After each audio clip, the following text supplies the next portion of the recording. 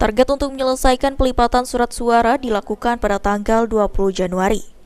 Dan KPU Ogan Ilir tengah menyelesaikan pelipatan surat suara untuk Presiden dan Wakil Presiden yang sudah dimulai sejak Jumat sore 5 Januari lalu dengan melibatkan ratusan petugas pelipatan.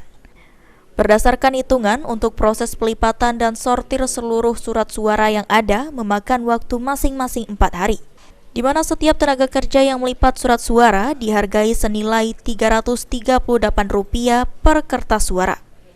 Dengan setiap tenaga kerja maksimal melipat 500 lembar. Ini kita sudah buat random jadwal bahwasanya untuk DPR, untuk Presiden dan Wakil Presiden itu dikira-kira 3 hari. Kemudian untuk DPR Provinsi 4 hari, DPD 4 hari, DPR RI 4 hari, dan DPR Kabupaten 4 hari. Tanggal 20 Januari 2024. Sudah rampung? Insya Allah sudah rampung. Per hari. KPU Ogan Ilir optimis 20 Januari akan rampung seluruh pelipatan surat suara yang telah ditentukan. Ahmad Romawi, PAL TV.